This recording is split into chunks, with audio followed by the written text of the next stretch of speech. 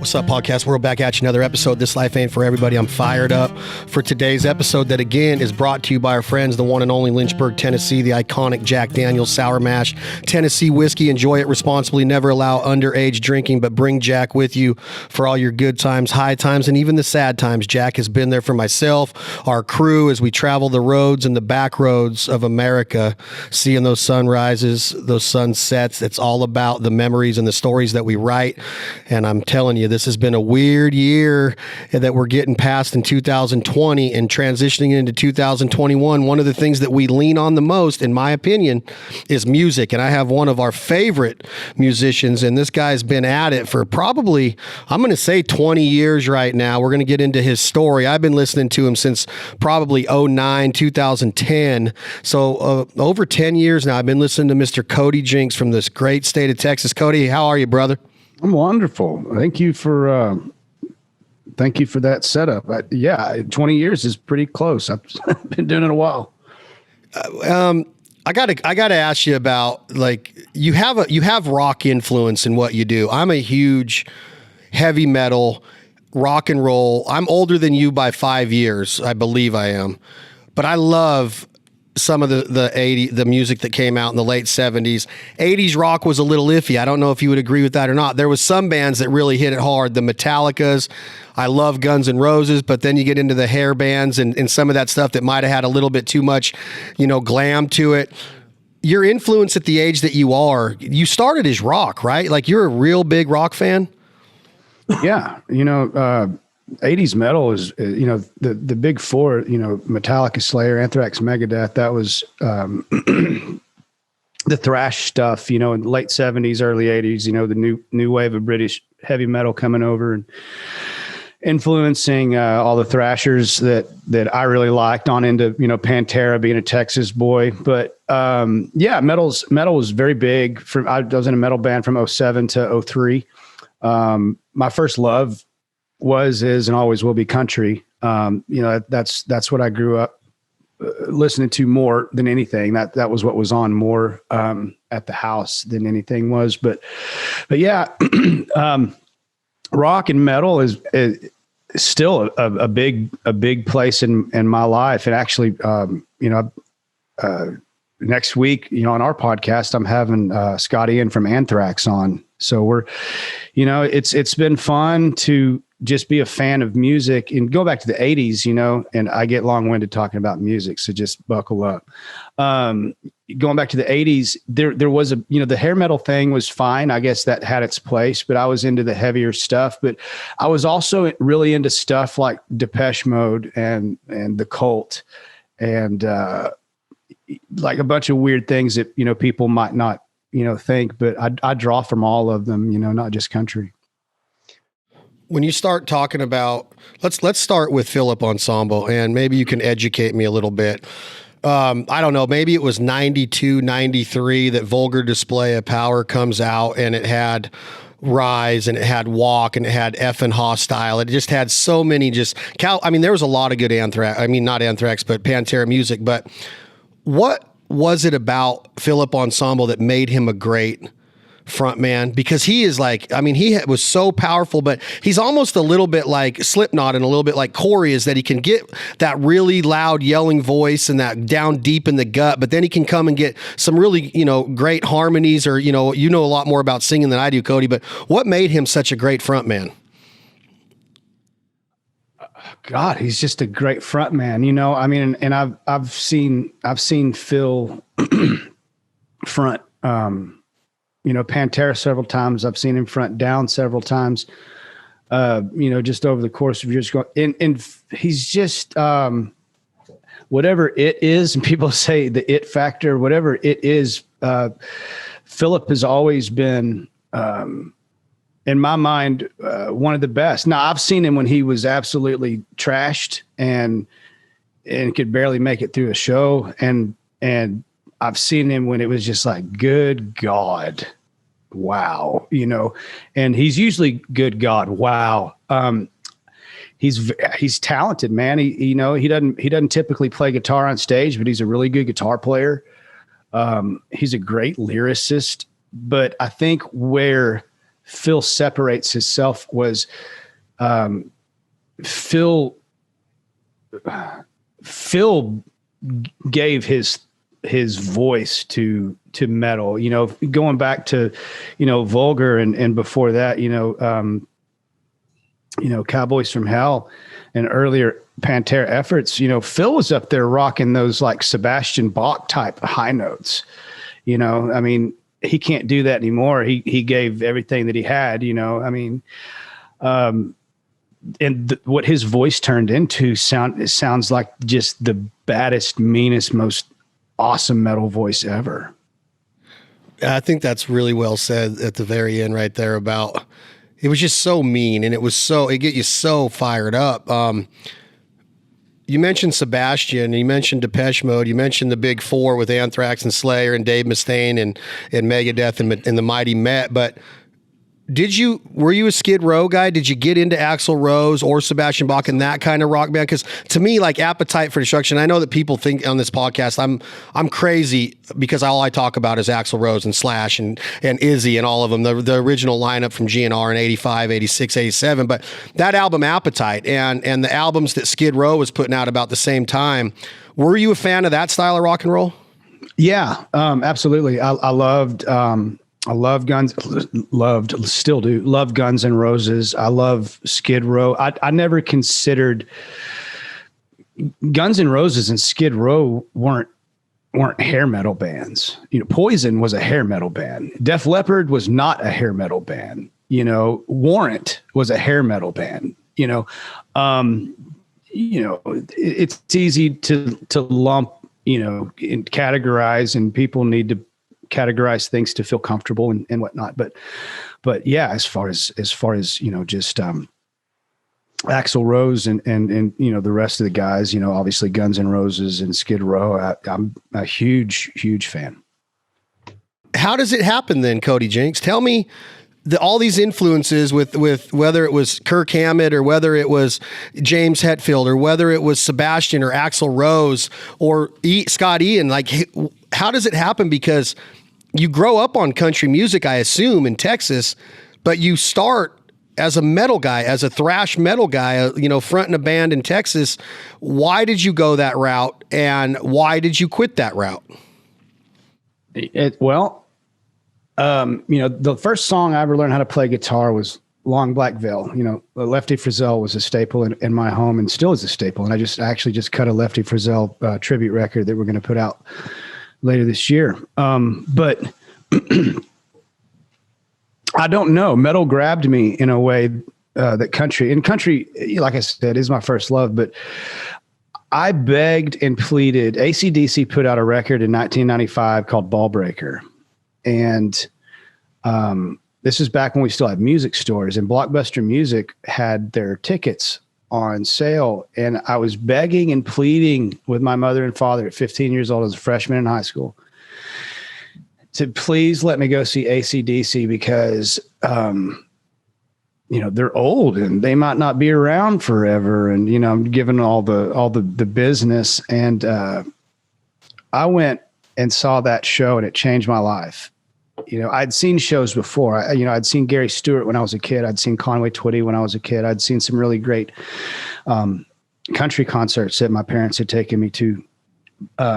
But watching AC/DC in 95 at Reunion Arena in Dallas is where the Dallas Mavericks used to play, that's since been torn down. I came home knowing, not like, hey, I want to do that. I came home going, I'm going to do that, So I'd have to say 95 AC/DC was really that pivotal moment in my life. And so I couldn't buy an SG like Angus plays because, I should have bought, Malcolm's guitar because he was the rhythm guy and I'm a rhythm guy. I'm not a lead guy at all, but I wanted an SG so bad. And at the time Epiphone was making a G400, which was the little Epiphone brother version of the SG. So I came home from that concert and I said, I have to have one of those guitars. And my mom and dad said, well, we need to have a garage sale. And they didn't have the money to go get the G400 was $400. We didn't have the money to go get it, So they said, you can have a garage sale. And if you work the garage sale, you can take the money and go put it towards that guitar. And so I made $350 at that garage sale.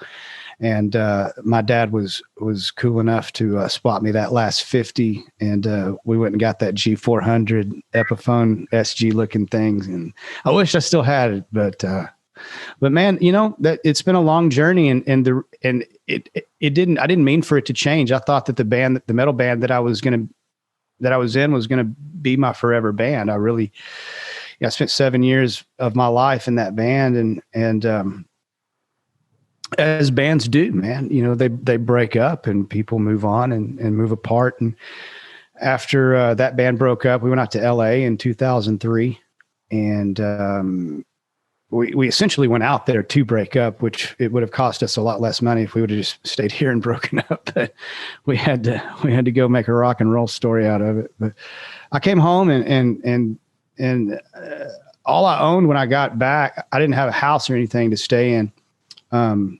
My buddy vouched for me at his apartment complex, you know, told the landlord, like, hey man, this is a good dude. He's just got to get back up on his feet. You know, can you spot him the down payment or whatever? And I had, literally my truck, my amplifier, my guitar, a bag full of dirty clothes, and a microwave.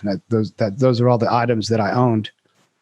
And, I was in a really weird place. I was 23 and living in this little efficiency apartment with like no furniture, just like there's nothing in there. And got my job back at Bennigan's, sold my at a Marshall stack, sold my Marshall stack and bought a Martin acoustic. And at that point, that had been it had been 7 years since I'd played an acoustic guitar. And I just started writing country songs without meaning to write country songs. Everything was just kind of coming out that way. And ended up getting a job working the door at a honky tonk bar in Fort Worth called the White Elephant Saloon in the Stockyards. And worked my way to bartending there, quit my job at Bennigan's, and started playing some open mic nights, doing like Clint Black covers and George Strait covers and kind of sprinkling in some of my own stuff when I could. And man, I'm like the only guy in the country music that I know that didn't actually mean to be in a country band. I mean, look at me, dude. I don't I don't look like a country dude at all, but I just came back to my first love. You say you don't look like a country dude, and you're from Texas.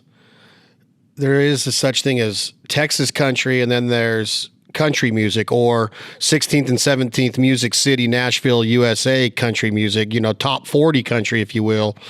Then there's you've been labeled outlaw. There was the outlaw movement in the 70s and early 80s with Waylon and Willie and Jesse Coulter and those guys, David Allan Coe. Who are your Texas influence, Cody Jinks? Are you a Jerry Jeff Walker fan? Do you love Robert Earl Keen? Are you a Corey Morrow guy? Do you like Jack Ingram? There's such good music that has come out of your home state. Whiskey Myers is from Texas. That's a rock country flavor there. They're unbelievable. Who are your influences? What's that? What was funny about it, whenever I came onto it, whenever I got home in 2003, the Texas country scene was really vibrant. 2003 to the early 2000s to 2010s, really when it was doing the best. And I had to get out. I couldn't compete with it. I couldn't compete with Wade Bowen and Randy Rogers and Robert Earl Keen. Now, am I fans of those guys? I love all those guys. Robert Earl is one of the best songwriters we have, period, in any genre of music. Jason Boland to me is a hidden treasure. I don't know why he never catapulted to what in my mind I think he actually is.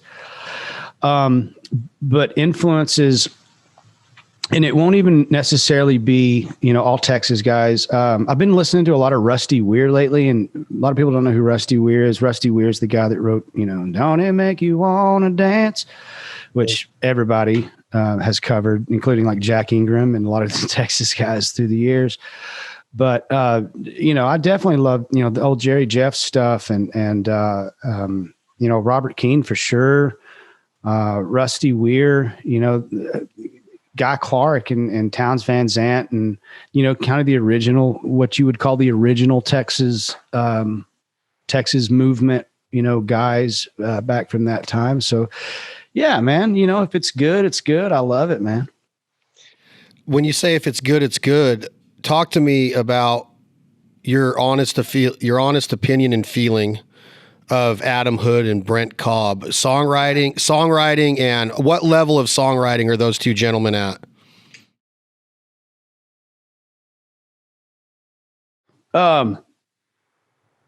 Next level. I mean, I don't, it's funny. I talked with Adam and Brent both within this week, where the three of us are supposed to get together and write. Actually, they're hunting next week, and they told me to come down to Alabama to write and hunt, but I couldn't make the time work.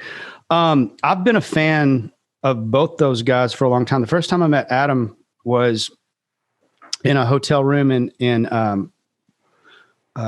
Amarillo. And at the time, and I've known Jason Eady for years and years, and Jason and I cut our teeth together. We were cutting our first records at the same time back 15, 16 years ago.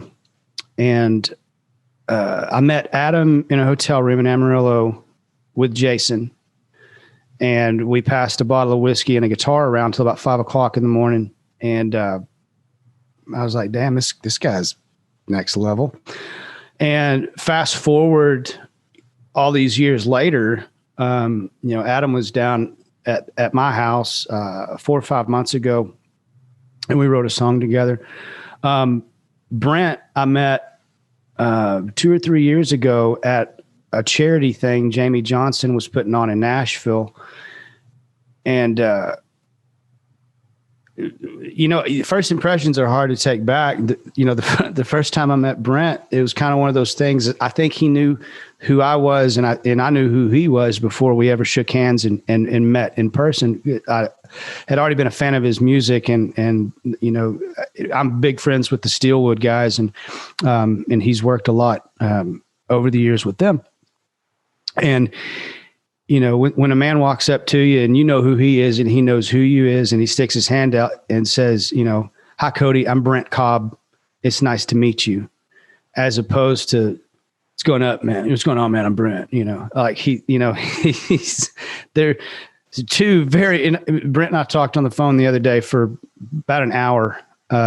He was driving back to Nashville from a gig, and I was sitting in my office working, and we were just talking shop. And, as far as those two guys go, I know that you're big fans of them. I've listened to your podcast, and I'm big fans of theirs as well. But two, first and foremost, very incredible human beings, very nice, genuine, awesome people, but next level writers, guys that I want to write with, guys that I need to write with to get better at what I do.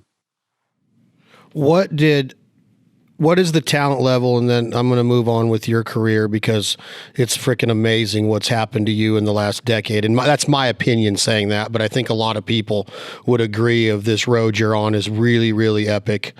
What kind of talent was Rowdy Cope? And rest in peace, Jay. I love Rowdy Cope. I know you knew the Steelwoods. I've knew Rowdy back in his Jamie Johnson days. Just an unbelievable gem, right? Just the talent and the charisma of a great human being, right? Oh, dude, my heart still broke. That's really what me and Brent were talking about the other day. Most of our conversation was based on Jason, just talking about him. And we spent a lot of 2017 and most of 2018. I don't think there was a band we toured with more than the Steelwoods. And actually, man, let me show you this. Hang on one second. Today, I found out Rowdy passed. I put a picture up online of me holding this axe. There were 5 of these made, 4 of them to the original Steelwood members, and I got the 5th one. Oh. And like, they gave it to me at a show in Ohio. And what a song! What an album! Not to tear up now, man. Well, I didn't mean to make you. What a song! What an album! Axe is. Yeah,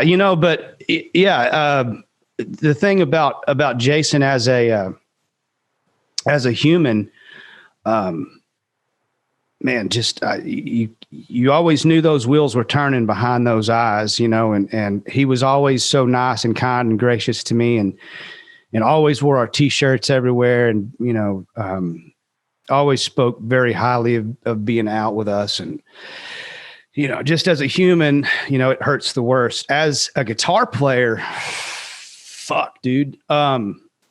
He could do all the licks, all the country stuff, all the twanging and the popping and the picking, the chicken picking and all the stuff. But when you watched him play, he brought this element of like blues into it that there's nobody that has a natural sound like Rowdy. And I thought the motherfucker was going to break his neck off of his guitar every time he played, because he would just bend it until it made this sound that just, you went, what is he doing? It's so awesome.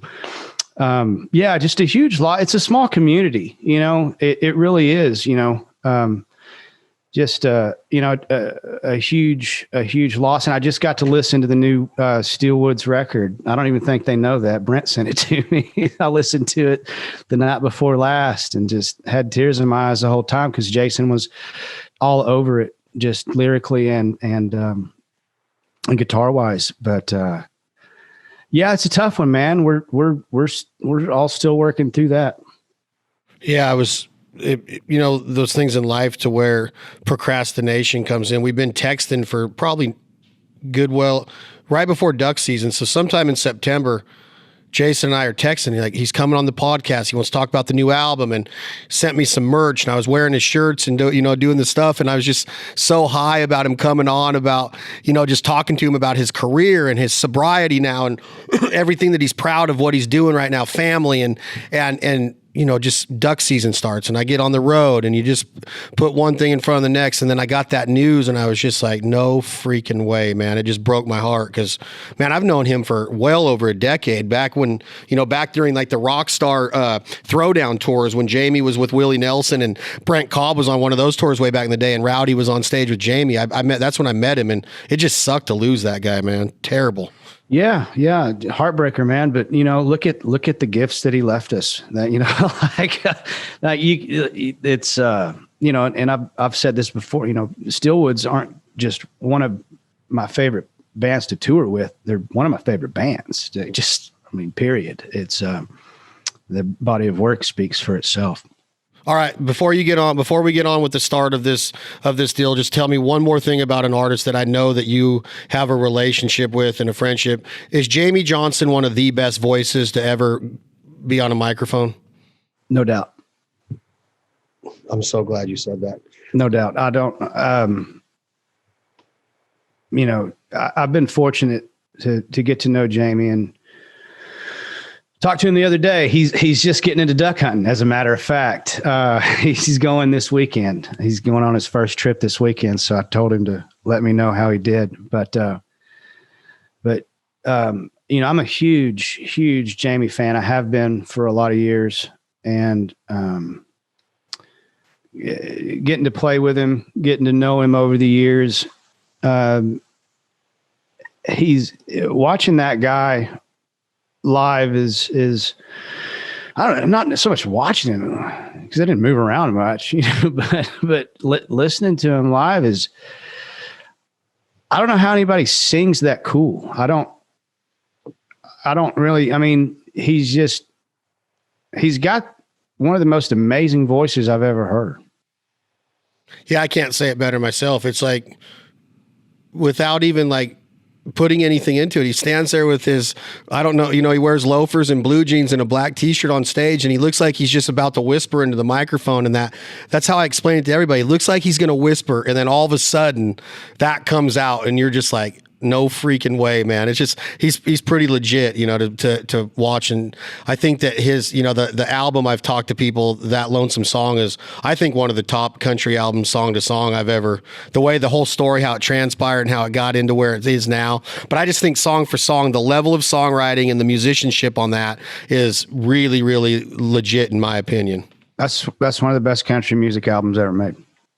God, man, me and you should hang out, Jinx. I'm telling you, man. I've been on this podcast. I've said that so many times. Like, I know that Stapleton's got some awesome stuff, and Miranda's that double album she did 3 or 4 years ago that got album of the year. There's so many, Waylon and Merle and George Jones. There's so many good country albums, but song for song, that album is hard to beat in my opinion. Yeah, I remember first time we got to play with Jamie in Oklahoma a few years ago. My dad was so excited. My dad loves Jamie. And I was like, Dad, I called him up. I said, Dad, you and Mom need to come to this show up in Oklahoma. We're playing with Jamie. And my dad's not one of those. My dad's geeked out over 2 people I played with. One of them's Jamie Johnson. One of them's Chris Christopherson. So, the 20 years I've been doing this, those are the only 2 times I can remember Dad actually geeking out, so it's good company. Chris Christopherson, you've got to grace the stage with? Yeah, I got to sing. Me and Ward Davis played with Chris, and the kind of the motherfucker of the thing is that Chris opened for me, which was strange in and of itself. But me and Ward Davis, Ward's a great friend of mine. Ward's my best friend in this business. We got to play with Chris, and Chris invited Ward out to sing Bobby McGee with him, invited me out to sing Sunday Morning Coming Down with him. So, you can keep your Grammys and your ACMs and your CMAs and all you bullshit awards where rich people are jacking each other off. I got to sing on stage with fucking Chris Christopherson. Oh my God, dude. Like, I literally almost teared up thinking like, I just can't even tell you, like, that box set that they put out of Chris Christopherson is like, I go to it and listen. Now, have you heard this? And I want your honest opinion, because there was the Highwaymen and then there was all of their solo careers. If you just take away songwriting, he's one of probably the top 3 of all time. He's probably the best of all time. I don't know if there's ever will be somebody better, in my opinion. Chris Christopherson is there. What is your opinion on the other part of his career? The guitar, the front man, the stage presence, not the acting or anything, but just the singing voice and the on-stage presence. I love it. I love all of it. Because it wouldn't be Christopherson without that grizzled and haggard voice. That's part of, could you imagine anybody else singing The Pilgrim? It just went, it wasn't supposed to be perfect. It was supposed to be Christopherson, and kind of reiterating what you just said, I can't personally think of a better writer. I can think of writers that could hang, but I don't know of any better. I don't either. I just, when you said the songs you guys got to sing with him on stage, when you hear like the album Willie Nelson does Christopherson, that's a genius album in itself. And Willie didn't write one of those songs, but when he sings either, if he sings Bobby or The Pilgrim or Sunday Morning Coming Down, like Johnny did Sunday Morning Coming Down, amazing. But Christopherson is a songwriter. Like, that dude literally lived every word that he wrote. And the thing about that time period, and you correct me if I'm wrong in your opinion, Cody Jinks, is Brent Cobb told me this in a conversation one time, is that those guys wrote when they were stoned. They wrote when they were sober. They wrote when they were always writing. That's what they did. Their life was writing. So you got it all, right? Yeah.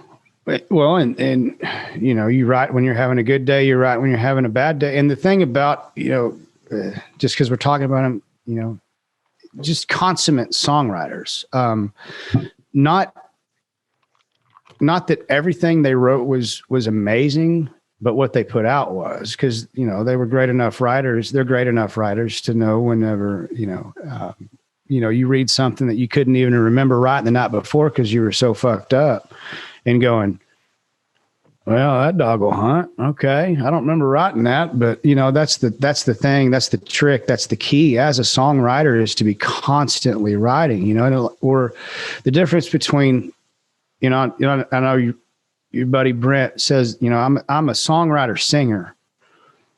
And I couldn't agree more with that. I happen to be one of the rare ones that would rather be the songwriter, but ended up playing arenas, which doesn't typically happen.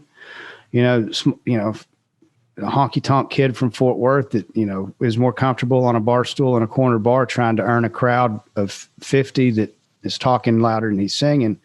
I'm more at home doing that than I am playing in front of 10,000 people, just because I'd rather sit down with an acoustic and play my guitar, play my songs. So, having guys like that, knowing that, they were writing constantly, and I try to write constantly. I don't think about my next show. I think about my next song. When you say constantly, how much is it, Cody Jinks? When you say constantly, it's a full-time job. I get this. Being a musician, you can develop a nice livelihood and a nice life and a value of life in there, but quality of life. But how often are you working? Because when you're on stage, everybody knows you're working. How often do you write a song? Do you get an idea and put it in your iPhone and go back to it? Are you constantly doing that? Or do you sit down and actually train your brain to write a song?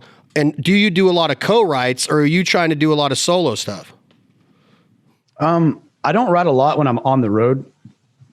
All my focus and all my energy goes into the 2 hours I'm on stage. I write at home, but I do take notes. I do, take voice clips on the phone and jot down on pieces of paper and, like everybody else does, and save those and take them home and see what you get. But, I'm not a music before the words or words before the music, or I may go 3 months and not write a song, and I may go 3 days and write 3 songs. It's very different for everybody. I don't have a rhyme or a reason, really. I'm trying to always be aware of what's going on around me to be able to take something and use it.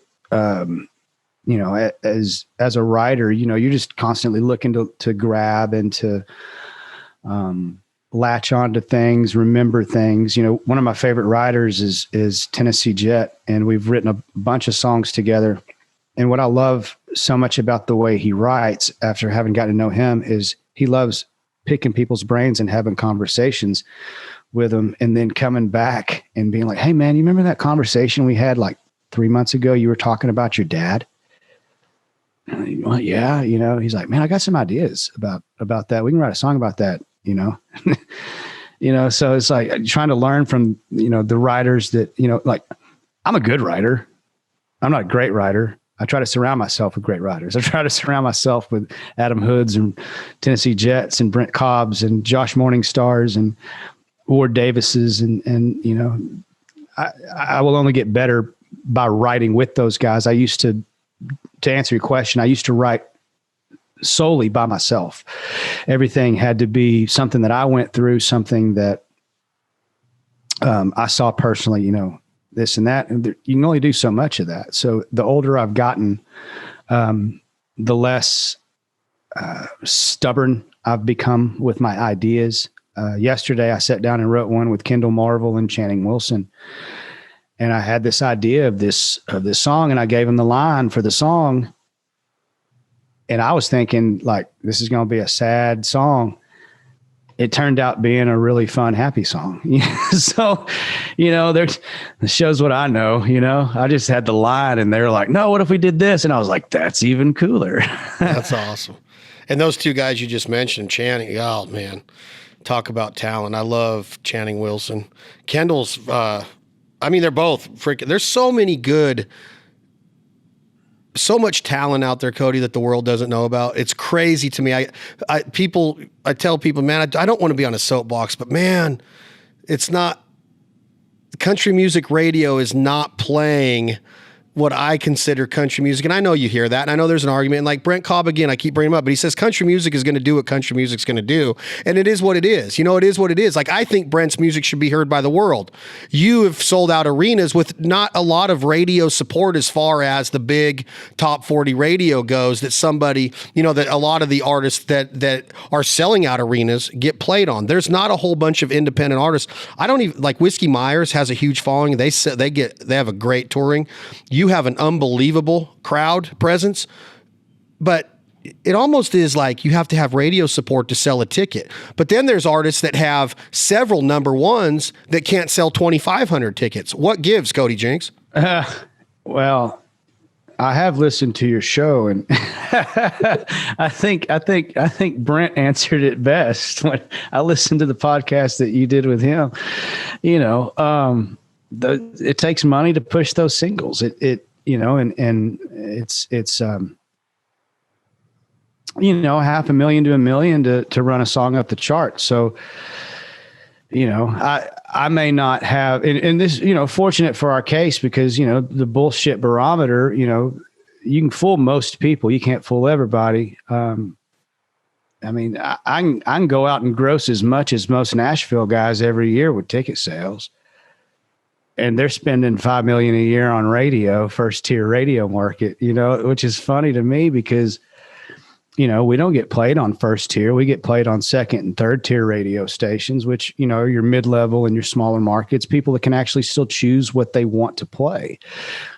I would rather somebody choose to play me because they like the song, as opposed to, I'm going to line your pockets and we're going to run this song up. You know, we're going to run this song up some charts just so we can say, hey, look what we did. And then next week it's the next guy or next girl or whatever. It's the flavor of the month, flavor of the week. You know, it's all money. And I just, you know, a long time ago, I chose not to play that game. I've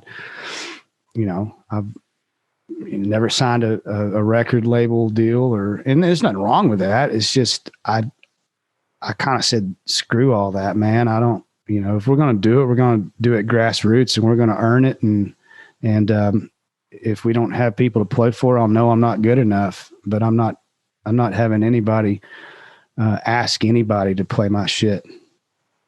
Tell me the story then, Cody Jinks, of how it happened, the day or the time frame that you saw it happening, because, you know, there's guys and girls that get a single and it starts climbing the charts with this backing and it might make top 20, top 10, top 5, goes number 1.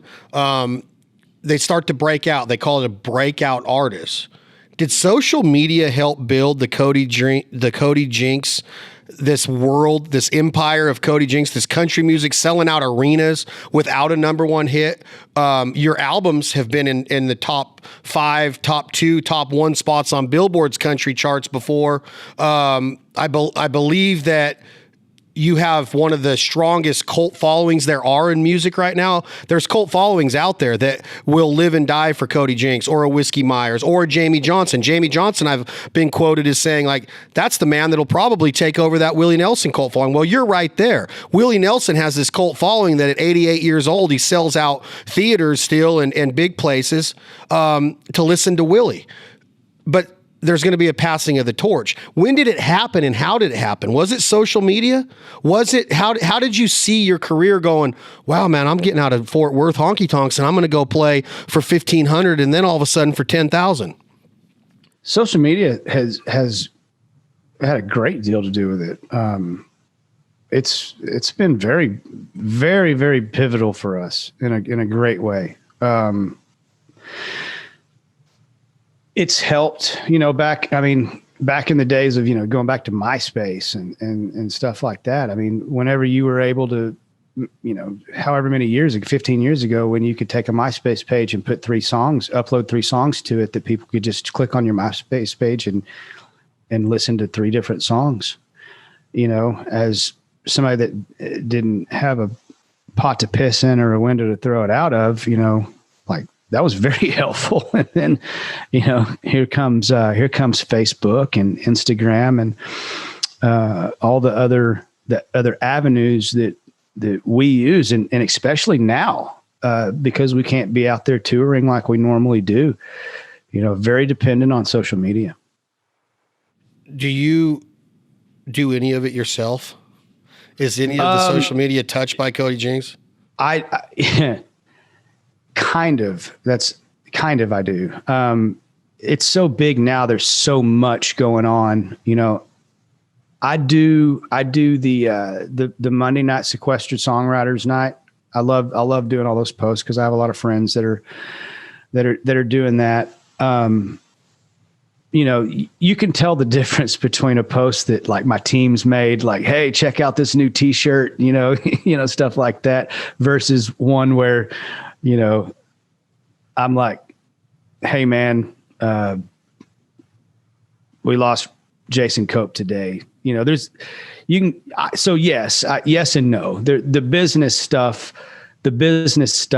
I have a team of people that do that because I can't get in the minutia of when those are supposed to go out. And Cody, you need to say this about this hat or whatever. But you can definitely tell when it's really me on there. So tell me the story then of like one of the first occurrences of, wow, man, this is going next level. This isn't playing our hometown anymore. I know that there was a time in a Sprinter van and probably a smaller vehicle than that, and in hotel rooms and just, touring the world and the hours put in the windshield time. But Sprinter van in a hotel would have been awesome, man. We were like Dodge Ram in a truck stop parking lot, man. I can't tell you exactly when I looked up and went, holy shit. It was probably about 3 or 4 years ago. Probably 3 or 4 years ago was whenever I had my holy shit moment. Like, what the hell is going on?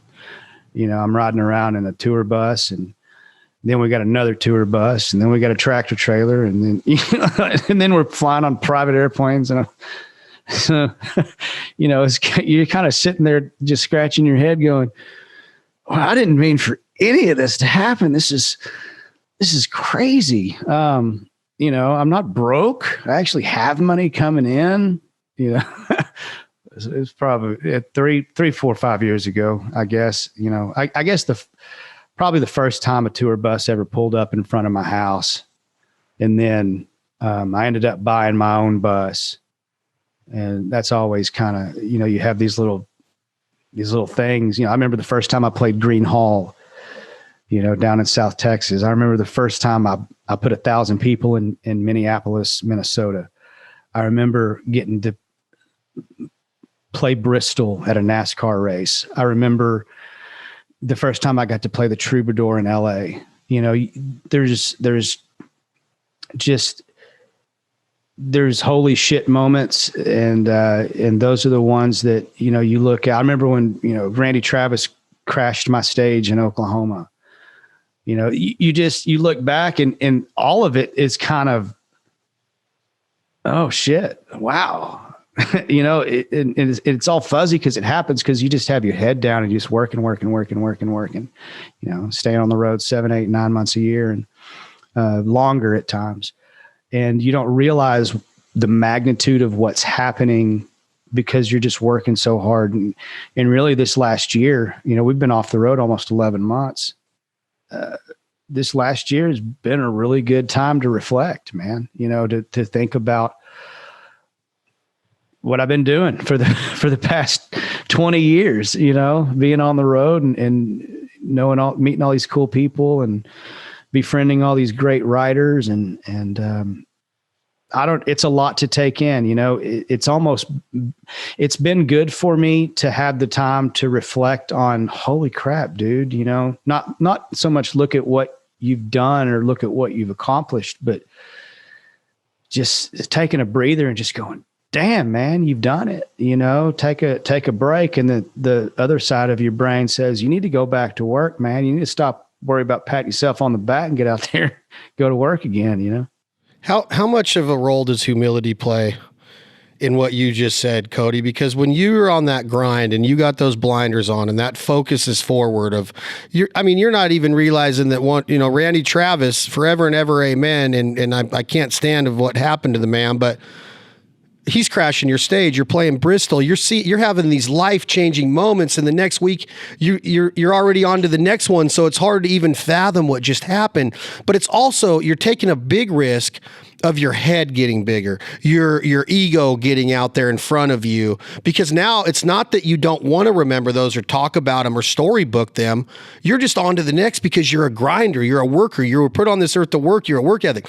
Did your mom and dad teach you humility? Are you a humble man? Did you stay humble through all of this? Or did you ever have to sit yourself down and go, whoa, whoa, whoa, we got to get grounded and rooted again? Humility is, you know, I love words, right? And I hate the misuse of the word or the phrase, I'm humbled by. You know, people don't get, you don't give somebody and, you know, I'm humbled by this award that you gave me. I'm humbled. No, you get humbled by having your ass handed to you. You get humbled by looking like an idiot. Humility for me is the fear of looking like an idiot. My mom and dad both have very strong work ethics and are just great and wonderful people. And my in-laws are as well. But I'd say the main source of me working, because for me, humility is a practice. I don't. You have to be a certain amount of selfish and self-centered and almost narcissistic to do what I do for a living in terms of being a front person in a band. And I think that any honest writer would or front person would tell you that same thing if they were being honest. So humility is most certainly a practice. And the biggest help I have with that is my wife. We've been together since I was 16 and she was 15. So we were sophomores in high school. So before I was the guy on stage in the cowboy hat and the sunglasses and all the tattoos and the big beard and looking cool and stuff, you know, I was a nerdy kid from Fort Worth that played guitar and had long hair and happened to dig this pretty little Fort Worth girl that ended up agreeing to marry me for whatever reason. So when my head starts getting a little bit big, she'll just look at me and go, and humble. And so I've got some help. I promise you. It's a team effort. What is the, give me an idea of what your pre-stage is there consistency? Do you have a routine?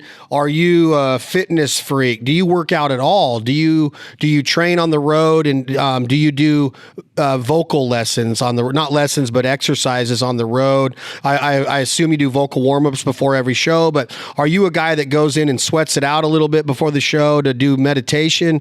Give me a little bit of what a 10,000 seats, 10,000 asses are going to be in these seats tonight. You're going to be somewhere in the Midwest, and you know this crowd is going to be, let's say you're going to be at the big Harley Davidson event. What's it called in South Dakota? Sturgis. You're going to be you're going to be in Sturgis. It's going to probably be more than 10,000 people. What is pre-show like for Cody Jinks, and is it the same every night? Yeah, I don't like schedules, but I have a routine. And I'll just give you a day-to-day rundown. If we're on the road doing 3, 4, 5 days in a row, I wake up at usually about in the noon to 2 o'clock hour, and get up, take a shower, usually go find a bite to eat. You know, I'll go out somewhere, try to kind of duck in somewhere, be inconspicuous. I don't really like to be around people on show days. So I'll get up, get cleaned up, go find some lunch, maybe have a beer, make it back to sound check by 3 or 4. I haven't seen any of my guys at that point. And by the time I get to the stage, they've all been up there, you know, getting all their stuff, you know, good to go for 15 or 20 minutes. And walk out on stage and you know, say hi to all the boys and hi to the crew, and we'll do sound check, and then I'll usually go find me a little bar somewhere, have a couple beers, go back, take a pre-show nap. Big on naps. I have to have a nap before I play. So I don't work out on the road or do any of, you know, that's type of stuff, meditate or whatever. My nap before the show is usually where I go and just kind of center myself and lay down and stretch out. And at that point, usually I've only been awake for like 5 hours, but I always make it up in time to see the support band. If we're not the support band, you know, so I'll get up and go watch the support band and sip on a beer or two while I'm doing that, and then go play. You know, I don't do vocal warm-ups. I probably should. The older I get, it's harder to hit some of that stuff I was singing 15 years ago, but you know, it just kind of comes with it. So I don't really have a schedule. I have more of a routine, and it's pretty unorthodox. But I think that, you know, everybody just kind of has to find what works for them. When you say you don't necessarily, I don't know if you use the words like to be, or you're just not around people on show day, are the two main reasons for that? They're going to want to talk about stuff that you don't want to focus on, and you don't want to talk a bunch to anybody because you don't want to wear your voice and your vocal cords out?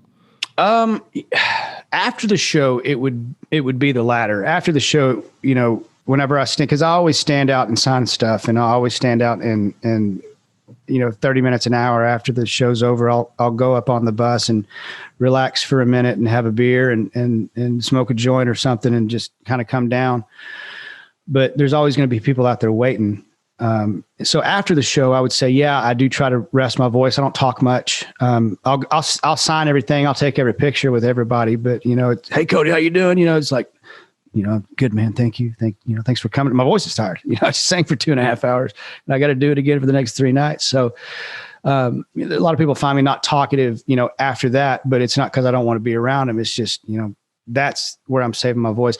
Before the show, no, I'd just rather be alone, because it's a great responsibility. People don't realize how most people wouldn't realize, I guess, unless you've done it, what a responsibility it is to know that you've got to walk out on stage that night.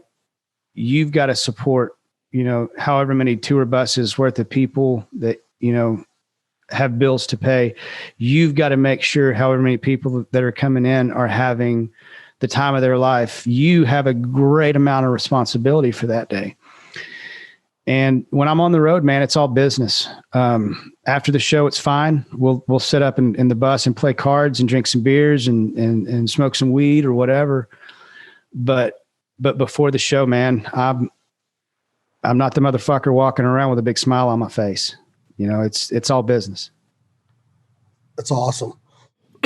Truly, that's a really different approach than I thought it would be, because it seems like a lot of people would think just, hey, happy-go-lucky, you know, we're just going up there and playing our songs that we would play around the fire. But this is a business. This is your livelihood. This is something that you want to excel at. You're a perfectionist in a lot of ways. You're not going to go up there and give somebody that worked their ass off for 50 hours a week to pay $45 to come and see Cody Jinks play, stand at the merch table for 40 minutes to get a t-shirt and a vinyl. You're not going to go up there and half-ass it. You just don't have that type of personality. That's why you have that approach in the beginning of the day, right?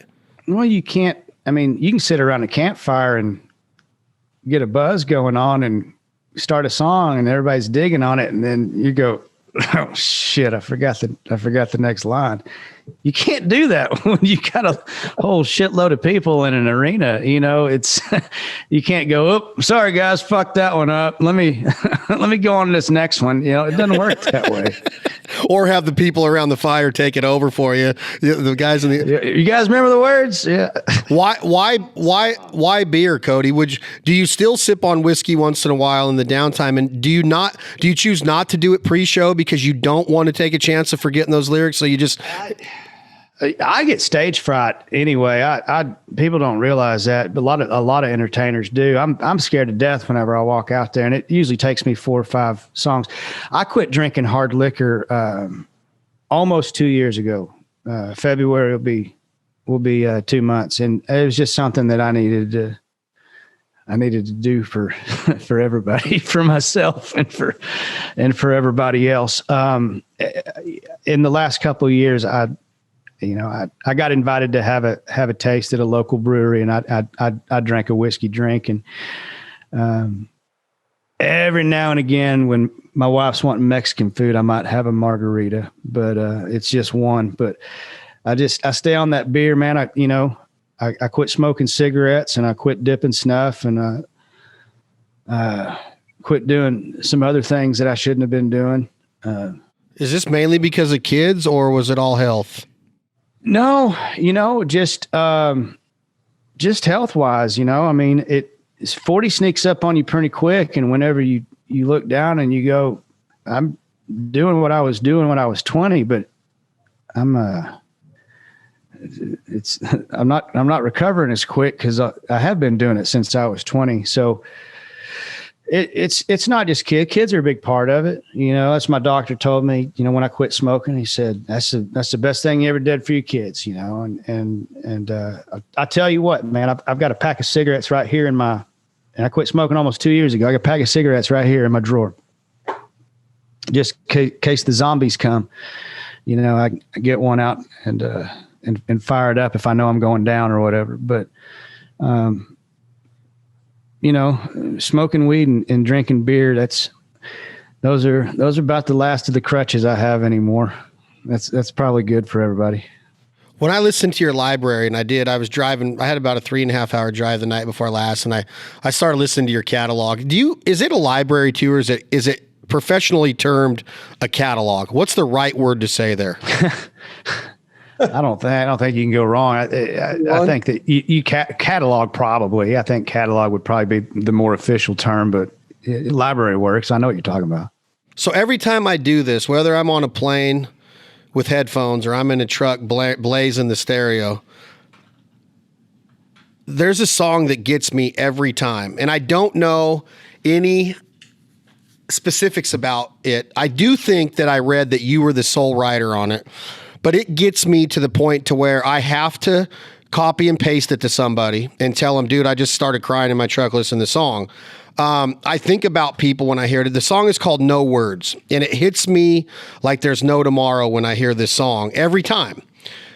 Tell me a little bit about what headspace you were in when you pin this or pencil this, and is it a simple song? And how does somebody that has such a successful and loving marriage for so long to their high school sweetheart even fathom something like this? If you're dating a girl since you're 15 or 16 years old, you didn't even have time to go through any of this shit, Cody Jinks. So how do you get so descriptive to make a 45-year-old man cry when he's driving down the interstate in California? I don't know. Life imitating art, or art imitating life. I wrote that song. It's actually one of the first country songs I wrote, and we just didn't even record it until a few years ago. I mean, a song, it's, at the risk of sounding trite, it's pretty self-explanatory. She saw and has seen everything that this business has done to me. When you start playing bars when you're 17 years old, and there's, whatever you want at your fingertips, be it sex, drugs, or rock and roll, or drinking, or, all that kind of stuff. The thing about me personally is that, it was all about, the drinking, the drugs, and the rock and roll whenever I was younger. I never worried about the sex part of it. Just, she was always there. That's really been the only constant thing in my life. And I don't say this casually. I don't think I'd be alive. There's several different times in my life that she's really been the one that's kept me going, So, I knew a long time. I came from a honky tonker. I know what I am. I know how hard I am to deal with. but I told her, I said, look, I'm fucked up, and I said, but I'm not gonna treat you wrong. I said, I need you to be there. So it's just kind of always been the understanding, she's been there through all of it, and she's seen the highest of the high and the lowest of the low, and she's seen my friends come and go in this business, and drug problems and drinking problems, and the things that kind of go with the territory. But yeah, that song was basically saying, look, I know I am the way I am, but I love you. Thank you. Well, there are a couple songs out there that say that kind of deal, like there was I Love You by Jerry Jeff that is amazing. And then there's Anyway, I Love You by Guy Clark, which our boy Brent Cobb said is probably the most perfect country song ever written, or that's how you write a country song. I was talking to Brent the other day, man, and I know he keeps coming up because, he's a favorite of yours, and rightfully so. But we were talking the other day, and I said, man, I was listening to his latest record, and Sometimes I'm a Clown. Oh, God. Future ain't no joke. Dude, I mean, like, I told him, I was like, when a song, and I think that hopefully it's a higher compliment, whenever a songwriter tells another songwriter they respect. I said, dude, like, that's it. Like, you just, like, that is it. I was like, that's my song, man. Like, that's, that's where it's at, man. That's it. Oh my God. Like, well, you brought him. Well, I guess I bring him up so much, but when I hear Shine On Rainy Day, when I told you about the No Words, like when I hear Shine, it just does it to me. Like, I've been listening to that song for 60 months now, and I haven't even been listening to it since it came out, but 5 years I've been listening to that song, and it still touches me every time about life, right? About whether, life's crazy glue. Like, there's just words in the lyrics. Like, and we started this conversation off by me saying how much music plays a role in one's life. And there are some people out there, Cody Jinks, that might not believe in that. They might not even care about music or listen to it that much. But with the way how easy it is to get music today, and streaming and YouTube and all of these different sources and platforms, I mean, there's a lot of good music out there that you might never hear. Now, Brent is on Outlaw Country. You're on Outlaw Country. You're selling out arenas. Brent's not selling out arenas. I think Brent is as good as they've ever come in music. What does it take? I want to start going into this, and we're going to end this in a little bit because I know you're busy. I want to have part 2 because I want to know what it takes, Cody. How do you break an artist? Because you are selling out arenas. Your merch lines are long. Your downloads and streams are epic. What does it take to break an artist? When you sat here and just told me Brent Cobb is as legit as they come, he's next level. What does it take? I don't know if there's a short answer for that. To be honest with you, I think if that's an avenue that being, case specific to him, if he wanted to take, I think he could. I mean, the guy's gone out and opened arenas for, Stapleton, and I think that you have to want to do that.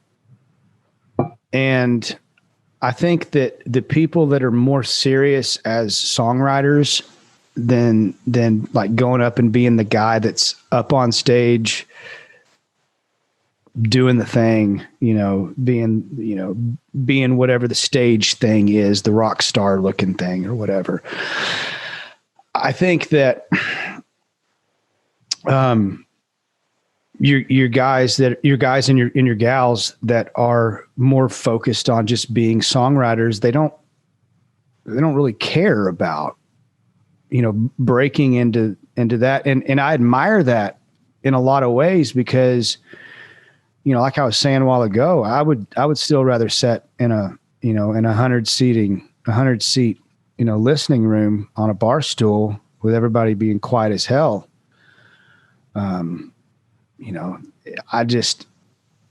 It was one of those, for me personally, it was one of those things where I just kept going, damn, I can't believe that happened. Damn, we sold out Red Rocks. Damn, we just had 2 number 1 records back-to-back weeks. I don't even know how the hell any of that happened. It just kind of happened. And I can see myself, though, going back to not wanting to do the big, huge shows, wanting to focus more on being the songwriter-singer as opposed to being the singer-songwriter entertainer. I love playing live, whether it's in front of 10 people or in front of 10,000 people. I tell people that ask me a lot, young people or parents asking for their kids, hey, my kid does this, or hey, I play and, this and that. And, how do I do it? How do I make it? And that's right. I say, there's varying degrees of making it, there's Dean Dillon making it, which Dean can probably walk into a coffee shop unmolested. And there's George Strait making it. He can't, George was singing Dillon Dean's made song. George Strait, right? So it's how do you want to make it? What do you want? Are you the kid with the stars in your eyes that wants to go out on the big stage, or are you the person that wants to, like, great example, Martin Knopfler with Dire Straits. He dissolved Dire Straits when Dire Straits was selling out 20,000 seaters. He said, it was just too much, man. I wasn't digging it, and so started doing my own solo thing and playing the smaller rooms that I wanted to play. You do see things like that happen. But I tell these kids, you don't learn how to play in front of 500 people. You don't learn how to play in front of 5,000, 15, or 50,000 people. You learn how to play in front of 5. If you can hold 5 people, you can hold an arena. So where do you want your challenge to be? In what degree? Where do you want to focus? Do you want it to be more on the songwriting? Do you want it to be more on the live show? You say you love to play live, and I know that you do, but are you unhappy with playing in front of that many people? Do I sense something that says that maybe you do not want to walk out on that stage in front of 10,000 people, or do you get off on that? No, I love it and hate it. I love to hate it. I think that's probably the most fair answer I can give you. I'm going to bitch about something either way. If there's 5 people out there, I'm going to bitch because there's only 5 out there. If we're playing an arena, I'm going to find something else to bitch about. I'm going to bitch about something. I miss it at its purest form in terms of sitting down on a stool, doing a song swap with some other great writers that you can't wait for the show, and you just vibe off each other and you joke back and forth and but then, hey man, put me out on a festival and I look out and I can see 30 or 40,000 people thinking, hell yeah. Wow. Let's take them on a ride, So Hell yeah. I'm gonna find something to bitch about. If I was playing small clubs, I'd be bitching about not playing for larger clubs. I'm playing larger places now, so I'm bitching about not being able to play smaller ones, man. I'd love to see it the Floribama, or I'd love to see it the Broken Spoke in Austin. I'd love to see it at Lukenbach. Like, I used to go to Jerry Jeff's birthday party every year, Cody. I'd go down to Austin and I'd go to the Broken Spoke, and then we go to the Paramount Theater, and Jimmy Buffett sat with him one night, and Django, his son, sat with him one night, and Willie was there one time for his birthday party, and I love that idea of that small room and that intimacy, right? You kind of lose that when you're at a festival as a fan, when you're out there in the mosh pit, or when you're out there in the cheap seats, or I remember Garth Brooks a long time ago way back in the 90s when he had his first TV special, maybe he started it. And I've seen Chesney do it before too, where he like goes all the way up to the top row in a football stadium and he sits in that seat and he says, how do I make sure this person feels like they're in the front row? And I think that's such a cool outlook, right? And I know that's how you do it. If I every show, my staff goes out every show during sound check. We will have at least one person designated to walking around the entire place, making sure that the sound is good, that the lights are good. We take very, very good care to do it. But going back to what you just said, you know, talking about your Willies and your guys like that have played in front of more people than I will ever play in front of in my life. But what those guys love to do, they may go play in front of however many people. Those guys were still playing in clubs too, because they were comfortable. You know, I mean, Merle Haggard at Green Hall, 800 cap. You know, I've seen, you know, these guys that are just monsters in small rooms because they want to.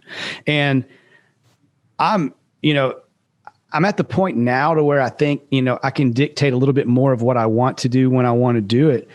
But I'm definitely still not at the level or the place in my life to where I can say, I'm going to stop doing this right now. You know, I want to just do this. You know, I'm still working, man. There's still, and there's always things about everybody's jobs that are tough and difficult. And I love that. I think it's Eleanor Roosevelt, you know, do something every day that scares you, you know, at least once a day, you know, take some sort of a risk. And I feel like I'm doing that every time I walk out on stage. So I guess that's why I keep doing it.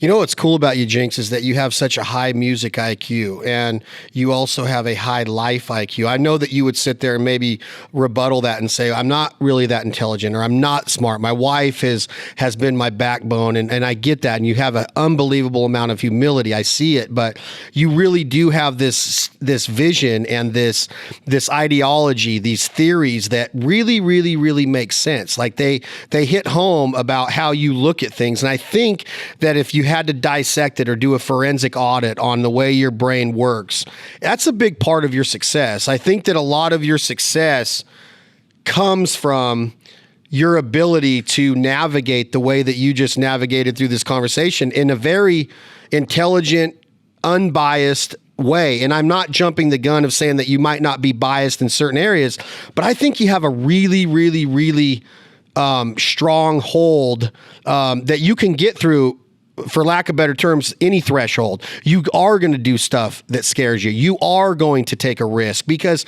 it's not easy to get to where you've gotten in this business. I'm a witness of seeing careers of like, holy shit, you're still where you were 8 years ago. And that might be okay. But if you're looking at it as a livelihood and as a means of revenue to pay your employees and to pay the band and to take care of your family, You've taken some big risks, man, but I honestly think that the main reason that you've been able to handle it in such a optimistic, positive way is because you really do have a good grasp of life. I don't know if you've ever heard that or if that's me just like being naive, but listening to you talk, man, it's really like what people need to understand. Like this life, it can be a mother effer. You say a motherfucker, right? Like it can be. How can you get through it? I think that you've done an amazing job of doing that part of it, but the career-wise, holy shit, man, it's on a different level. The biggest pat on the back I could give myself is, and thank you for the kind words. I don't feel like I'm any smarter or any well-versed in this life or anything else. I'm not afraid of dying. I'm afraid of fucking up. And, the desire to be a great songwriter, when I'm done with all of this stuff, when it's all done and I'm an old man or I'm dead, the one thing, what I would like to be remembered for is I would like other songwriters of note, that maybe I respected or whatever, to say that guy could write a good song. Like that's it, you know? And what I mean in like, I'm not afraid of dying. I'm afraid of fucking up. I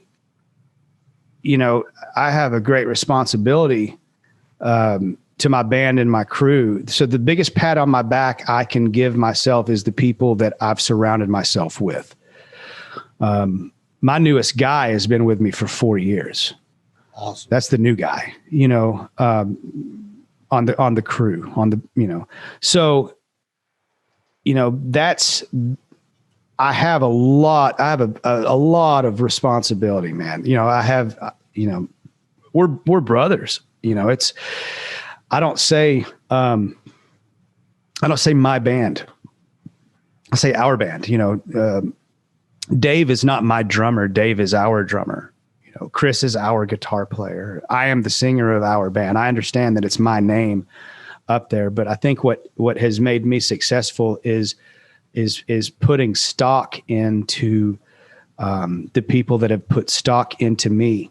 Because whenever I have a hard time believing in myself, I have to lean on the people that still believe in me whenever I'm down, and I trust that because I've put those people in place for that very reason. And it's a big family. That's the reason. That's the whole reason I'm where I'm at, is because of the people that have helped me get there. I want to get into that. I want to do some more of this with you, because I think that is a very maturity's everything, right? You've said so many times throughout this podcast of your different stages in life, from 17-year-old kid in the honky tonks of Fort Worth and the stockyards to where you are now at 40, selling out arenas of 10,000 seats. There's a lot of maturity that comes into this, whether it's family or fatherhood or friendship or leadership or entrepreneurship. All of this stuff comes with different stages of maturity. And I'm seeing this in my own life, Cody Jinks, of like, I couldn't have said it any better myself. Like, if I didn't have the people around me that I do, and I'm not even 100% responsible for putting them there, I would be nothing. It's like, you have to look at all those little intricate details and all of those moving parts and those pieces of that puzzle. Like, why is all of this happening? And to get a grasp on that and to really accept it, because I want to get into this next time. I want you to think about this, Cody Jinks, is how hard is it truly to accept success? And you work so hard to climb those rungs of a ladder, and you're getting supported all the way up there to the top. Go, Cody, go. And then you might get to that top rung, and then you're like, oh man, I got critics now. People are watching every move I make. This album sucks, or this song sucks, or he didn't show his best last. Then all of a sudden they want to take you off of that top rung when they just helped you climb it. It's a weird mentality that we have. How hard is it to accept success? You work so hard, and then all of a sudden you're like, do I really deserve this? Well, hell yeah. You've been working at this your whole life. There's a lot of people that have a hard time accepting success, Cody Jinks. So I want to get into that with you of like, does that wear on your brain sometimes of like, man, I don't really understand. You've said it already in this podcast. Like, I don't really know how it happened, but do you ask yourself if you deserve it because you worked your ass off? Like, you ask yourself that all the time, right? Absolutely. Yeah. I mean, you like I said a while ago, you work, and you have those moments where you pull your head up and look around and you're thinking, well, damn, how did I get here? And why do I deserve this? And why are all these people that are doing the same things as I'm doing not having, the success that I'm having? And really, success for me has been a difficult thing to deal with as a whole in terms of, walking into a restaurant COVID's helped because I wear a mask. And so it's, I don't wear my cowboy hat and my sunglasses, but I have a mask on. Nobody can tell it's me. But, typically, it's the last few years, it's got to the point to where, I walk into a Walmart or a Kroger or wherever, and people just go, oh my God. And you're looking around like, what? And they're like, it's you. Yeah, man, I was getting some milk. What's happening? It's a strange thing, but I live out in the middle of nowhere. So I don't see people very often whenever I'm not on the road. I'm very introverted. So I don't have to deal with a whole lot of that unless I'm on the road. When I'm on the road, and I look at it this way too. When I'm on the road, I'm theirs. When I'm at home, I'm my family's. So that's my time. But dealing with the success, I guess, when you're on the road and you go out, like I love certain cities. I love going to Boston. I love going to Seattle. I love, so many, I could name just tons of towns that I love, and I have these little favorite places that I go, but now in those towns, people know that if I'm in that town, I'm going to hit that spot, Yeah. They're going to be there waiting. Just the preparation of knowing that you just want to go sit down by yourself and like have a beer at this little joint that, that every motherfucker at the shows knows you're probably going to walk by at least, so I kind of sometimes kind of turtle, like, oh shit, they saw me, Yeah. So, it's shy. Nice. It is what it is. Yeah. Well, it's I'm telling you, man, the name of this podcast, Cody Jinks, came from a 2008 trip, my first trip ever to Music City, USA, Nashville, Tennessee. And I was in Midtown at Losers. And the name of this podcast, I don't know if you've been in Losers. I'm sure you have. Yes, sir. Many times. I met Kendall Marvel in Losers, actually. There you go. The sign behind the stage where the house band or anybody that gets up and sings, the sign behind the stage is "This Life Ain't for Everybody." And obviously that's meaning the honky tonks and trying to work your way up. But I try to take a different approach of what it meant. But it's hard to, I could have a whole conversation with you about, people say, how do you accept failure? You got to learn to accept failure. But then all of a sudden, if the success comes, it's no easier to accept that than it is to accept failure. Like accepting success and getting used to it and learning how to deal with it is harder than one could imagine. I'm not saying I learned from experience. I'm saying that I see it like with these guys that start to get success. It's a lot of people have a hard time dealing with success. And I want to maybe talk to you a little bit about how do you do it? Because I don't think that there's a practice to it. You just said yourself, all this time, now you're 40 years old, you'll still tuck your head in your shirt because you almost are too shy to really be in a place to where people know who you are. When you've worked your ass off to get here, did you not think that it was coming? Like, I want to figure that part of it out. Like, what are you saying? Is that not the fucker of the situation? Yeah. You worked your whole life and then you're going, don't look at me. Yeah, it's weird. It's just a weird mindset. It's like, here, I got, before I get into the Cody Jinks hot seat, I want to ask you one last question. With what we just discussed the last 5 minutes, Jamie Johnson, again, your friend, my friend, one of the best talents of all time, in my opinion, in music. Is this why Jamie said, you know what? Did he do the same thing, Cody, of like, I could do this. I could go sell out an arena. Like, I know Sturgill's unreal. Okay, Sturgill's a legit talent, but Jamie was my Sturgill. Jamie was my generation Sturgill Simpson. Like, I think, and he's my generation's freaking Cody Jinks. You have a cult following. Jamie is going to be that guy that Chris Christopherson invites to his tribute. Kenny Rogers, he tore down the house at Bridgestone Arena at the Kenny Rogers. The Merle Haggard, the Willie Nelson birthday. He does it. He gets invited to be on everything because he's respected as a songwriter and a performer, but he's not the guy that's going to go sell 15,000 seats, even though those 15,000 people that would take a chance on listening to Jamie that night would be blown away. What is it about Jamie Johnson that did he just say, you know what, I'm over it?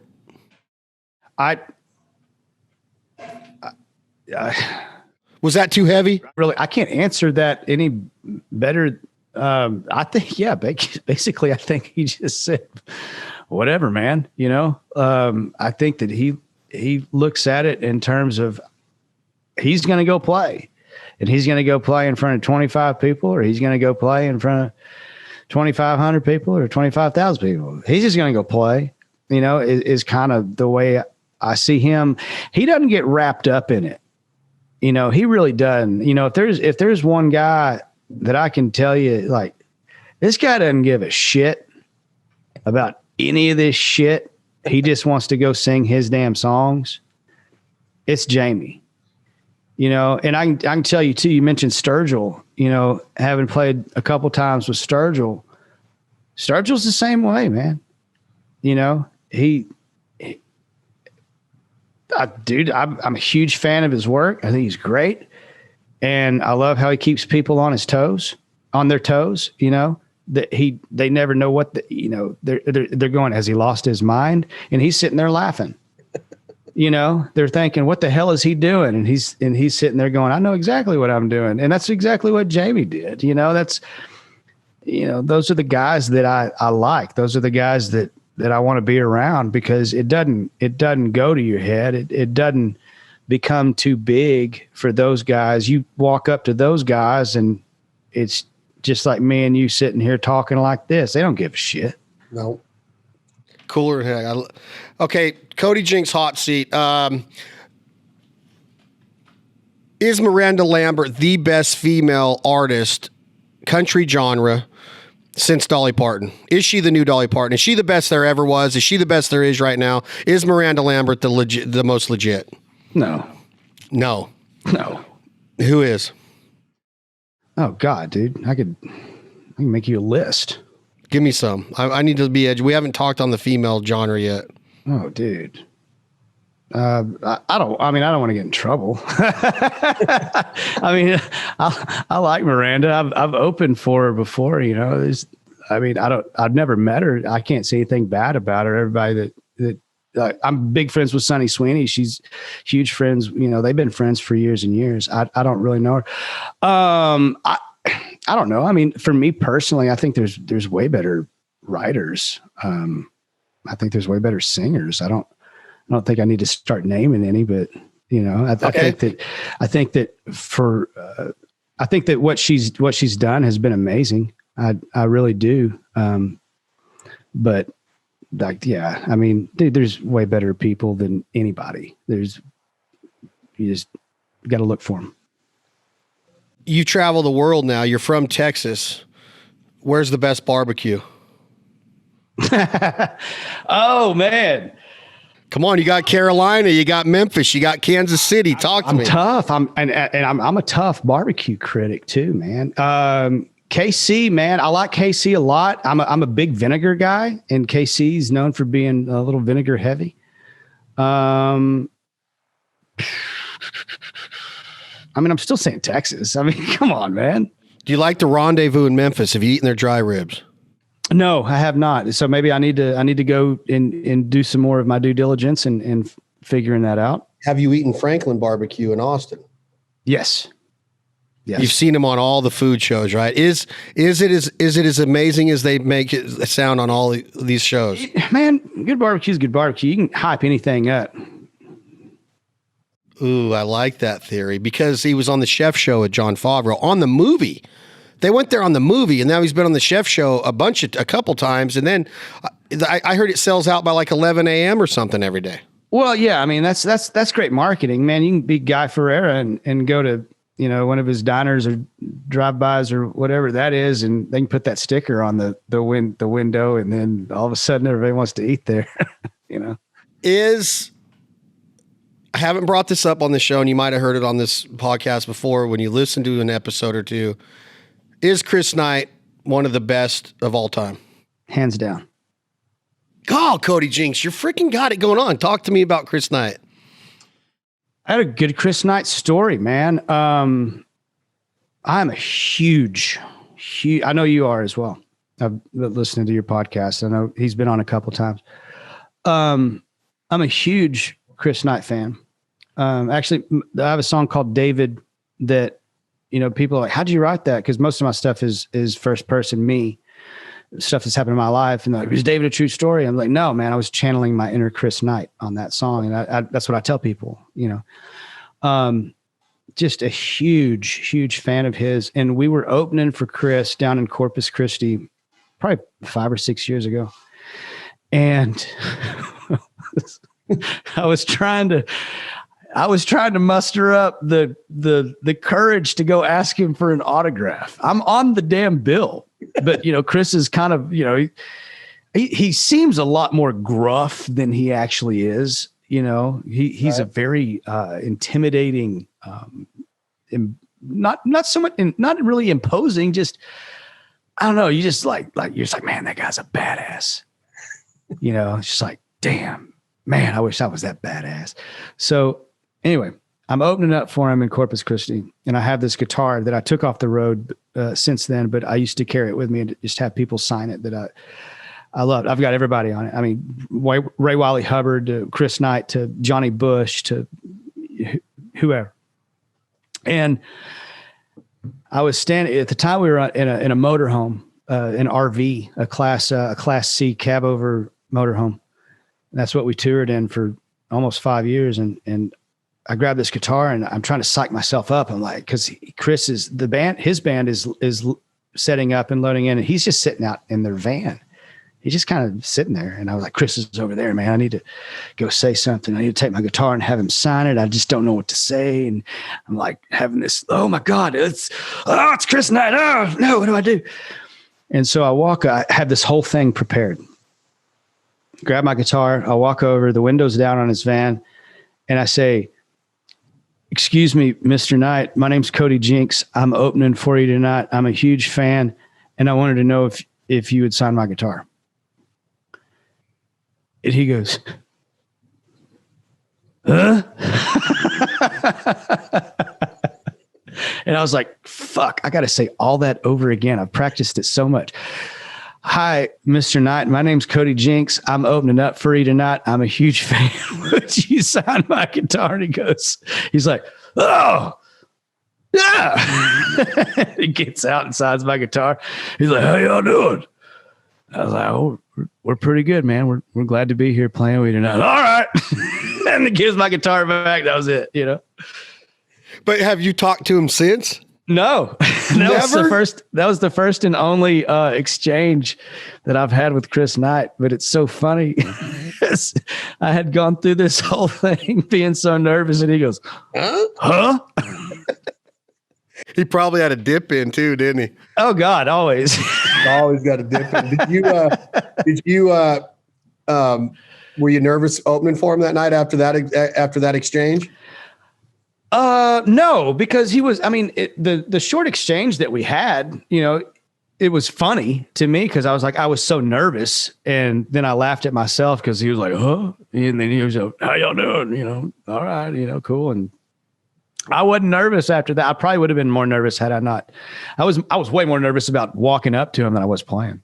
So if you had one, we're going to end this now, Cody. This has been awesome for me, but you got to buy a ticket to a Chris Knight show. But on that bill, it said, Chris is only singing one song tonight, and Cody Jinks is the only person in the room. He's singing this song because you're there, and you get to request this song. What is it? It's easy. Is it? Times are tough. They ain't got nothing on me. Oh my God. The whole thing about digging that bullet out of his leg with that old case knife and that barroom fight and then that three-legged, God, man, come on, Cody Jinks. That is songwriting at its best, right? It is. And that song reminds me of my dad. And my dad is truly one of my heroes. He's one of the guys that I look back and I've known a lot of bad motherfuckers, and my dad's up there with some of the baddest of them. And that song reminds me of my dad. And yeah. Cody, we got it one time, if we don't do it in duck camp, if we don't do it in turkey camp, if we don't do it on a boat catching fish in Galveston, on a cast and blaster, whatever it is, we have to just go to Kentucky.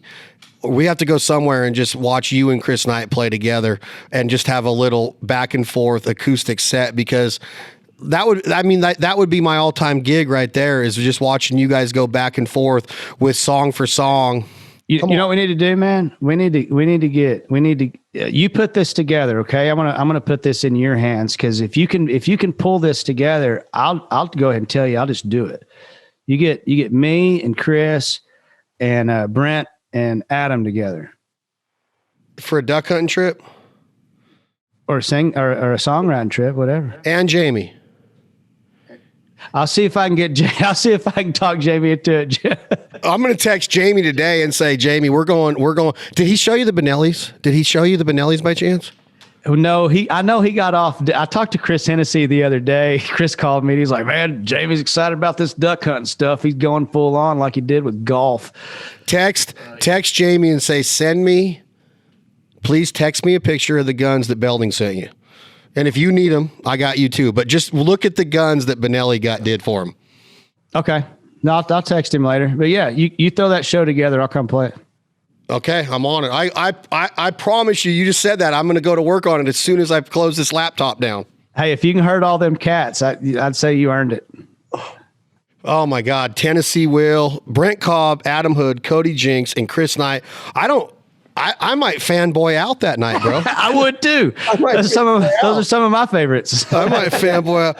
All right, so I can't pick a song. I'm like Jinx. I don't know if I can pick one. Do you have one that you feel like doing? Or will you do a song for us, because it would be an honor? And I love you educated me a little bit today, Cody Jinks. I'm going to tell you how before you sing a song. I have even put it into some social media posts about today was very humbling. The ducks cooperated, the hunt, the experience, the story, the people I was with, it humbled me more to keep me grounded of being, I'm trying to get to the point, Cody, to where tomorrow's hunt is going to be its own, but I still got to remember today's because it was so special. But it's so easy in my mind to forget about today's because tomorrow has a chance to be just as epic, if not more.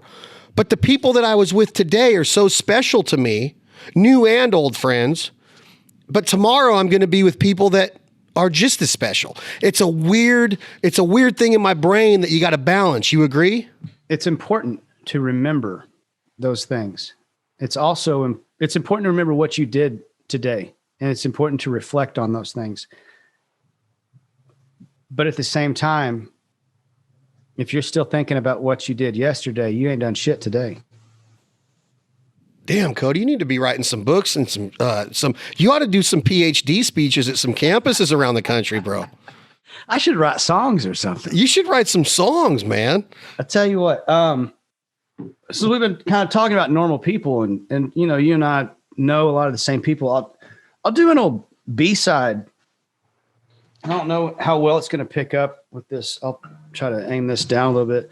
And this isn't a song that I do live.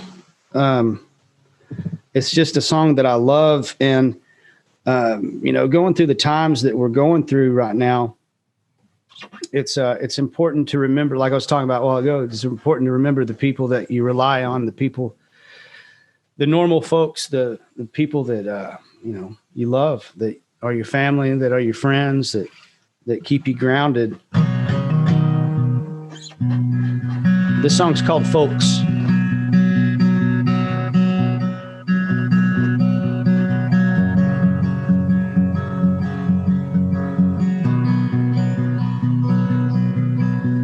Some folks like to look, they like to point, they like to push, they like to shove. Some folks like to talk about the things they have, things they love, the things that just things. I don't give a damn unless I see them trite.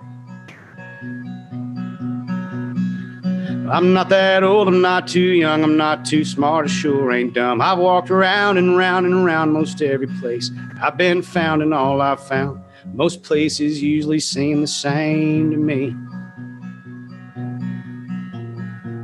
I talk with people off the street in my line of work. I tend to meet the kind of folk that seem like-minded, those of us trying to find our way. So let's just meet up at some place we can work it out.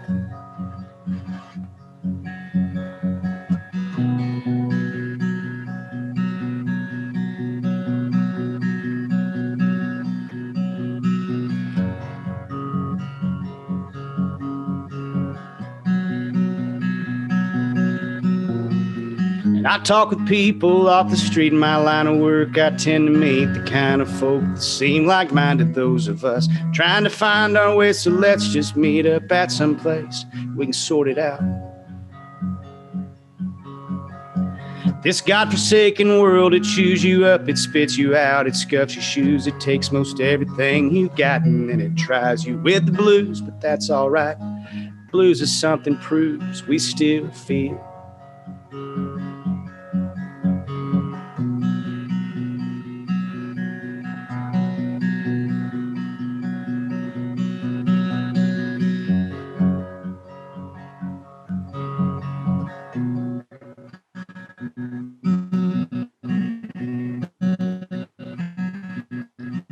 Some folks like to look, they like to point, they like to push, they like to shove. Some folks like to talk about the things they have, things they love, but things are that just things. I don't give a damn and I'm all right. Wow, man. Simple, but so heavy, right? Like, do you call that simplistic heaviness? Is that how to describe that song? Yeah, I like it. Simplistic heaviness. No, it's not a song that really goes over well live, because people are there to drink beer and sing along, and hippies and cowboys and all that kind of stuff. I get that, but you break that out and everybody goes, "What?" So it's one of my favorite songs that I've written that I never get a chance to play. But yeah, simplistic heaviness. I like that. Simplistic heaviness. It's a thinking song. Yeah, absolutely. Cody, I got a job to do, man. I got to go to work on this show. I'm a promoter now. Okay. Yeah. Hey, man. Well, I'll tell you what, I've got the next, months. Yeah. I'm here in August. Today I heard August. I heard maybe August, huh? Yeah. I heard that some of the big promoters, we're just going to start booking in April and May to try to get some summertime shows. But damn it, man, it's been such a crapshoot trying to navigate this and figure it out. And what I found is nobody knows, man, and I hope it's August. I hope it's August, dude. Well, I've been off the road almost 11 months. Well, it's hard to say for some people. Like, I feel for you because you've made a good living so far, and there's other people out there that have struggled, but this has taken its toll on more than Cody Jinks. It's his crew. It's more than the band. It's the roadies. It's the stagehands. It's the sound technicians. It's the guitar techs. There's revenue being lost in so many different ways, Cody Jinks, that we can't take it for granted that when we go to a concert, like, we're going to get to go to another one. And that's why music, again, is such a heavy, heavy influence in my life. And it's got me through so much, whether it was 1983 and listen to Kevin DeBrow sing Mental Health and Come On Feel the Noise when I got my first cassette tape. I got my first cassette tape in 1983 at a Kmart, and my dad was pissed off at me because it had a song on there called Love's a Bitch. And I told him there was no cuss words on this album. And then 3 short years later, my dad got the confidence to take me to my first concert, Cody Jinks, and it was Dee Snider and Twisted Sister opening for Bruce Dickinson and Iron Maiden at Lawler Event Center in Reno, Nevada, 14,000 people, and Dee Snider never cussed on Stay Hungry album. It was, I Want to Rock, and We're Not Going to Take It, and then every other word was the F word. My dad was looking at me like I was crazy because Dee Snider was cussing in person, and then we got through that set. Here comes Bruce Dickinson and Iron Maiden, and then they let Eddie out, the Big Mummy, and then he started singing 666 is the number of the beast, and my dad said, we're out of here. And we lasted one song for Iron Maiden, but at least the old man, rest in peace, Pops, but at least he let me see the entire. I was a Twisted Sister groupie. AJ Pierre on the drums, Mark the Animal Mendoza on the bass, JJ French on the lead guitar, Dee Snider on the vocals, and AJ Pirro was, did I already say AJ Pirro was the drummer? Now I can't even think of the rhythm guitarist. But Cody, I was a huge fan, and my dad let me sit. At 11 years old, I got to sit through freaking Twisted Sister. That's pretty cool for an 11-year-old. Yeah, and music from listening to my mom's Elvis records and listening to Dad with Merle or Don Williams, the Gentle Giant, sing all of his hits. I grew up on music, man. And to be 2021 and to see what you're doing to influence people, It's badass, bro. So kudos to you and congratulations on an awesome career so far. Thank you so much, man. I don't know what it is I'm doing. I'm just trying to do it, you know. You're doing it, man. And you're wearing a Stack and Bills hat. You're wearing a Stack and Bills beanie with my boy's Bobby Joe. He's a good friend, man. He came up and went duck hunting with me a couple of weeks ago. One of the funniest guys I've ever met. But when you see Bobby Joe, I want you to say this. Say, Chad Belding can hit a baseball a lot further than you. Last question of the podcast, Cody Jinks. I'll call him after we're done. Tell him. Last question of the podcast before I let you go. Again, I appreciate it. I am fired up to have just the opportunity to have you on here has been amazing. And I know that you look at it like, hey man, I'm just Cody Jinks, but you're a big deal, bro. If you had your choice, and I know you've traveled the world, you've traveled all over singing your songs. In Texas, there's this little place that's orange and white called Whataburger. And out west here in Los Angeles and all over California, there's this little place called In-N-Out Burger. Which one does Cody Jinks order if you're on your last meal? You're on death row in prison. I don't know what you did wrong, but you're on death row. You get to choose one burger. It's got to be In-N-Out, right, Cody Jinks? Oh, it's a no-brainer. It's Whataburger. Come on, dude. You are out of your mind.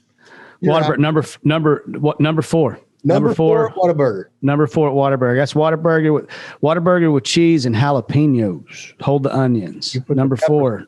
You're not an onions guy, huh? Not an onion guy, man. I'll eat them peppers up. But yeah, number 4 with no onions. That's a Whataburger with cheese and jalapenos, man.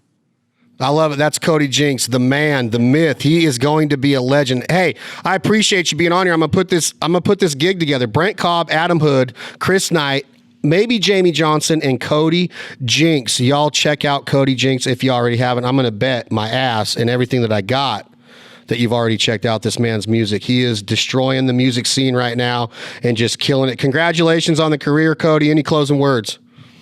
No, thank you. Hey, I appreciate it, man. Thank you for having me. And I enjoy doing these podcasts. I don't do a lot of interviews anymore, but thank you for having me on. And man, we got our podcast going. We started season 2. We're about 6 episodes in season 2. So that's about all I'm doing. It's called A Couple In with Cody Jinks. And so I'm kind of doing the same thing you are, since they won't let me play any music. Well, text me and I'll gladly come on. And we might have a little discussion on barbecue. I could throw down a couple recipes, talk music a little bit more, or maybe duck hunt. I'm gonna get you out here in California, go duck hunt with my friends out here, and maybe you can sing a couple songs around a campfire, man. Thank you so much for being on. Hey, no doubt. I'd love to. You give me a holler anytime. You got my number. All right, brother, I'll do it. That's Cody Jinks. Another episode of This Life Ain't For Everybody podcast brought to you by our friends, Lynchburg, Tennessee, the iconic Jack Daniels. Enjoy it responsibly. Never, ever allow underage drinking. We do not take this life for granted. Say I love you to your friends and family tonight. They might not be here tomorrow. We've seen that this week with occurrences with our good friend Jason Rowdy Cope passing away in his sleep. Rest in peace, Rowdy. I miss you already.